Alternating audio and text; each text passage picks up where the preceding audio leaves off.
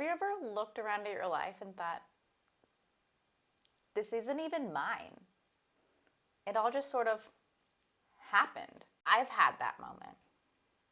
And to be honest, I've had many of those moments. There was a time when I had the degrees, the job, the structured planner, and yet I felt like I was drowning in a life that I built by default. Back then, my core values really resonated the same, and yet I was fighting them within the habits I was building to counterbalance the trauma from my work life that I was trying to numb out from. There was things I was working towards along the lines of my core values.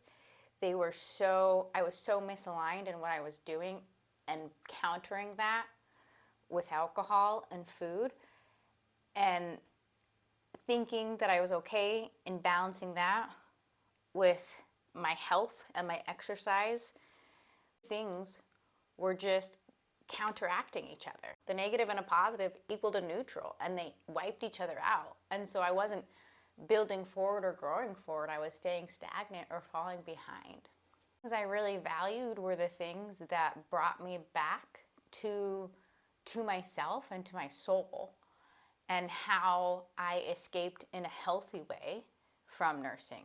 Things like going out back into nature and going backpacking and doing very large hikes or marathons and doing half marathons and running great lengths to have that structure to keep me in line with my activity. Really valued in life, I didn't make time for, and I didn't see them as valuable enough to prioritize them over the things I was doing to prove my worthiness in a way. In some ways, I'm lucky because I was confident enough to recognize what I did value and what I did want to bring into my life, and kept creating small spaces for these areas to grow in my life. And I feel like so many of those are breadcrumbs on this journey to where I am today, and how much I wasn't able to apply then, but for some reason was learning little pieces that are now a whole circle of what I work with today, even though they didn't apply to the life I was living then. Let me take you outside. This is where clarity usually finds me first. Sometimes I don't realize I've drifted from my values until I'm out here. How do I design a life to make this feel second nature? I design the month around just that sub-goals, rituals, intentions, not for the sake of grinding, but to make it real. Consistency softens the resistance. Once it becomes rhythm, the internal fight fades. It's not about the finish line. It's about making the thing I want to do the easiest thing to do, so that I continue to show up day after day after day. Now my life is totally different. I no longer have to fight with myself to move my body, to create things, to get work done. It is such a rhythm and such a pattern for me, effortless and joyful to be a part of. Come on, it's time to anchor these values into something more visible. I live by 4 core values. They don't really change much. Maybe a little refinement from year to year, but mostly they stay the same. They're my compass. At the new moon each month, I check in. I choose one theme, one habit, one focus that aligns with my long-term vision.